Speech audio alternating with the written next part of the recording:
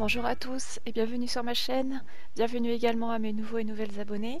Donc aujourd'hui on se retrouve pour un autre défi des ateliers créatifs d'Honorine.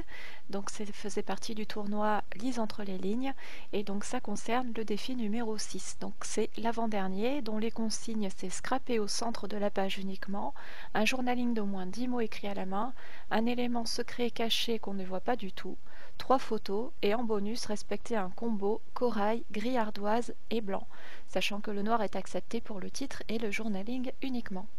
Donc moi je suis partie sur une base avec du papier aquarelle et donc j'ai tracé comme vous voyez à l'écran un rond donc pour respecter la consigne et donc pour me servir de marque pour pouvoir terminer en fait, comment dire, ce que je voulais faire c'était colorier l'intérieur du cercle. Et comme je voulais pas le faire avec un compas pour pas qu'il y ait un trou au milieu de la page, donc j'ai choisi de réaliser de faire cette technique-là. Donc avec les moyens du bord, hein, avec n'importe quel autre cercle, ça aurait pu suffire aussi. J'aurais pu très bien faire un cercle avec mon compas dans un carton et puis utiliser le carton comme d'un pochoir comme j'ai fait avec mon masque. Donc voilà, c'était juste, j'ai fait avec ce que j'avais sous la main. Et en fait, donc là, je viens faire le contour de chacune des fleurs avec un crayon aquarelle. Et donc vous verrez ensuite, dans quelques secondes, je viens ensuite coloriser l'intérieur de ces fleurs avec d'autres techniques, enfin technique d'aquarelle, je sais pas si on peut dire ça comme ça, mais avec d'autres produits qui réagissent à l'eau. Donc j'ai adoré faire cette technique. Le rendu de fond de page, j'ai trouvé vraiment chouette. Après, ce que je regrette en fait sur cette page, c'est que mes photos, elles étaient un peu trop grandes. Pourtant, je les avais, c'est des moitiés de photos que j'avais choisies, mais du fait qu'il en fallait trois, du coup, les photos sont enfin, prennent beaucoup trop de place et cachent un peu le fond de page que j'avais trouvé réussi et donc qui camouflait un peu. Mais bon, ça passait quand même. Cette technique-là, je l'ai réutilisée aussi dans ma bannière de blog que vous avez dû voir aussi, je crois que je l'ai mise sur Facebook, mais je peux pas la mettre sur YouTube parce que le format est différent. Mais c'est quelque chose qui est assez simple à faire et puis franchement, le rendu, je trouve qu'il est top. Donc concernant la colorisation des pétales de fleurs, donc j'utilise à la fois le contour de mon crayon qui me permet donc d'assombrir les extrémités en fait de chaque pétale et l'intérieur je l'ai colorisé avec une encre d'ail de chez Aladdin qui s'appelle Rosé et une Distress Ink. Alors je sais plus laquelle, celle que j'ai choisie, je vous mettrai ça dans la description ou en sous-titre. Donc franchement, c'est super, super simple à faire comme vous voyez. Bon après, il faut s'armer de beaucoup de patience parce qu'au final, il y a quand même pas mal de détails assez fins. Mais franchement, c'est un vrai plaisir de réaliser ce fond de page. Alors pour gagner un peu de temps hors caméra, j'ai donc maté mes photos. Donc mater une photo, pour celles qui ne savent pas ce que ça veut dire au niveau du vocabulaire, c'est en fait coller la photo sur un papier.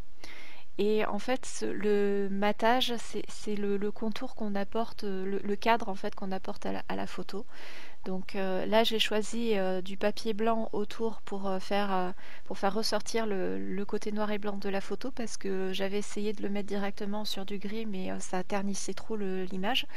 Donc là, j'ai choisi de faire donc le matage en blanc et par-dessus, j'ai remis un autre matage en gris pour rester dans le combo de la page.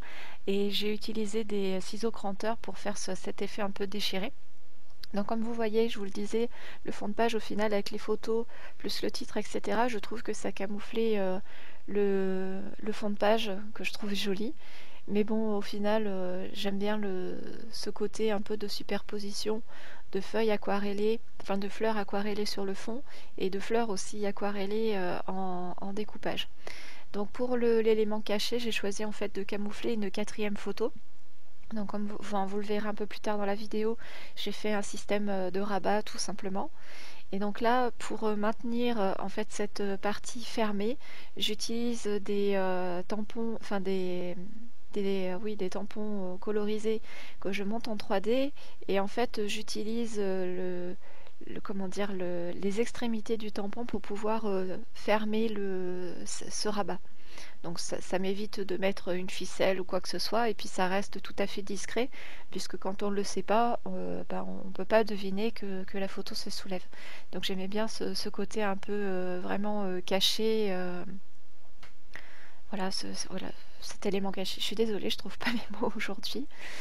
Donc quoi vous dire d'autre? Donc oui, au niveau du titre, donc Fabuleuse, c'était un tampon, alors je sais plus du tout la marque. Et pour shooting, c'est un embellissement en plexiglas que j'avais acheté chez Graffiti Girl. Donc je vous mettrai le lien de la boutique dans la description de la vidéo.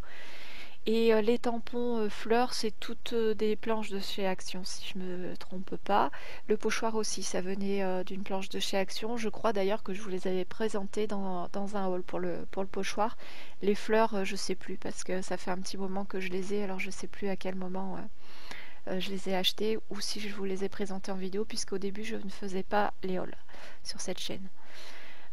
Donc voilà, donc pour coller j'utilise aussi la colle de chez Action, j'aime beaucoup, c'est une imitation de la Tacky Glue, donc qui est très costaud et qui supporte n'importe quel support.